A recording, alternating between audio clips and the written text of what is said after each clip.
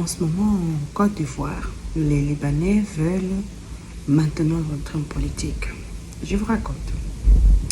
Avant tout, faites ça, s'il vous plaît. Faites ça pour nous aider à grandir, pour nous aider à évoluer, pour avoir plus d'abonnés, pour que YouTube aussi puisse recommander nos vidéos à d'autres internautes, à d'autres intéressés. Et c'est toujours bien d'avoir plusieurs analyses, des points de vue différents et des analyses différentes.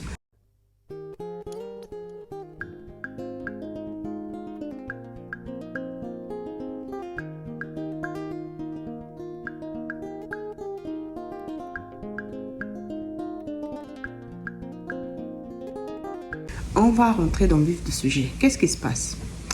Bon, depuis plus de 100 ans, il y a des familles libanaises qui sont installées en Côte d'Ivoire. Jusqu'à là, il n'y a aucun problème. C'est normal, c'est l'immigration, c'est les gens qui vont se déplacer d'un point A à un point B. Jusqu'à là, on est tous d'accord. Mais sauf que ces Libanais, quand ils s'installent en Côte d'Ivoire, ils habitent dans leur communauté. Ils ne se mélangent pas aux locaux. Ils ont leur commerce, leurs écoles, leurs mosquées, leurs magasins, leurs centres culturels. Ils ont une vie à part entière, à part par rapport aux locaux. Et en Côte d'Ivoire, il n'y a pas que des Libanais. Il y a aussi d'autres nationalités. Il y a des Français, il y a des Américains, il y a les Asiatiques, et bref. Mais les Libanais, ils ont pris le pays d'assaut. Parce qu'il y en a qui sont là depuis 2-3 générations. Ils marchent entre eux, ils travaillent entre eux. Et ils ont aussi un poids énorme dans l'économie du pays. Une bonne partie de l'économie ivoirienne est dans le contrôle ou dans la responsabilité des Libanais. Donc, qu'est-ce qui se passe en ce moment?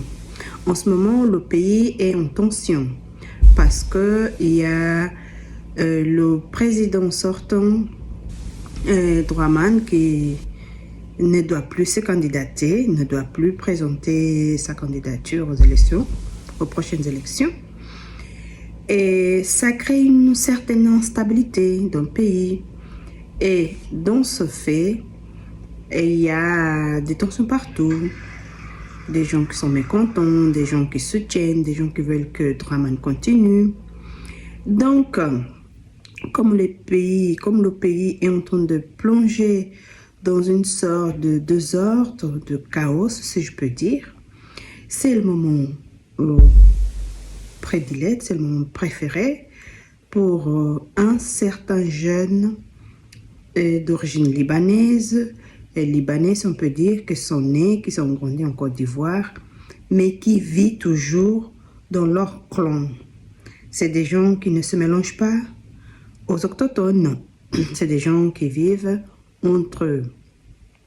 Du coup, la candidature de ces jeunes hommes, j'ai vu un de ses discours, il disait que la loi les confère les pouvoirs, des pouvoirs exercés en politique, dans la vie, au quotidien. Jusqu'à là, la loi, elle est claire, la loi, elle est spécifique. Mais quand vous venez chez les gens et que vous vivez entre vous, et que vous vous mariez entre vous, et que vous marchandez entre vous, et que toutes vos vies, c'est en ségrégation, vous voulez diriger le pays des autres?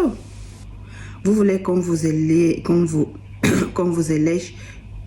ministre, maire, député, un élu pour cette population que vous n'avez pas empathie, que vous ne mélangez même pas?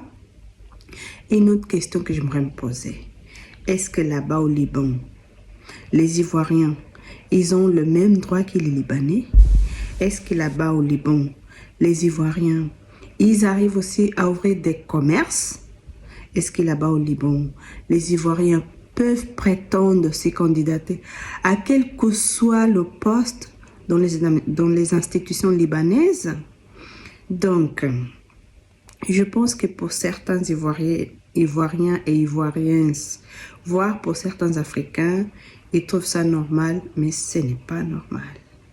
Ce n'est pas normal. Ce qui va se passer, si toutefois les Libanais commencent accéder au pouvoir politique, ça sera le vrai grand remplacement.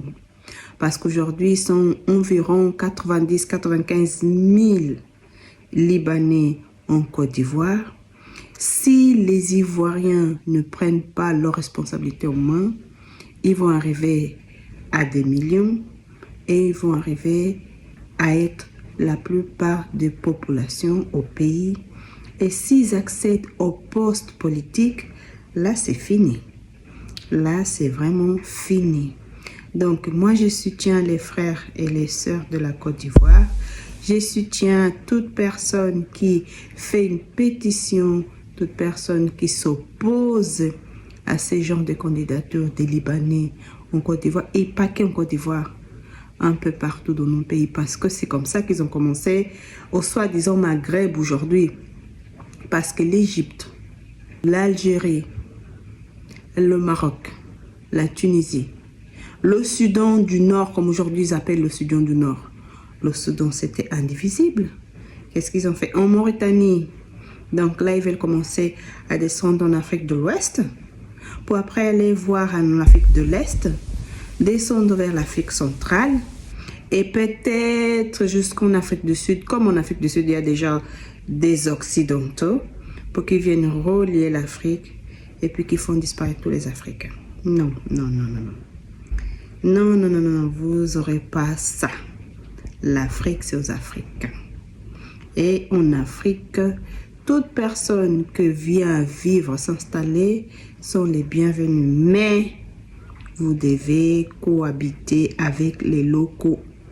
Vous devez investir et vous devez traiter les gens avec du respect. Pas de façon que certaines nationalités font chez nous. Parce que quand nous, on sort de l'Afrique pour aller s'y installer chez les autres, on respecte les autres parce qu'ils imposent du respect. Nous aussi, nous sommes en train d'imposer le respect. Donc, encore une fois, il ne faut pas jouer avec ces genres de choses. Ce monsieur a eu même l'audace de comparer l'actuel maire de New York, comme quoi il est d'origine tatati tatata. Nous, on s'en fout. Nous, on n'est pas en Amérique. Nous, c'est en Afrique. Vous, au Liban, vous laissez personne respirer. Nous aussi, on ne va pas vous laisser respirer. D'accord? Pas en politique. Il suffit déjà que vous êtes dans les marchés, dans tout ce qui est business, affaires, tout ça. Ça vous suffit. Et même ça encore, on va se battre pour vous enlever là.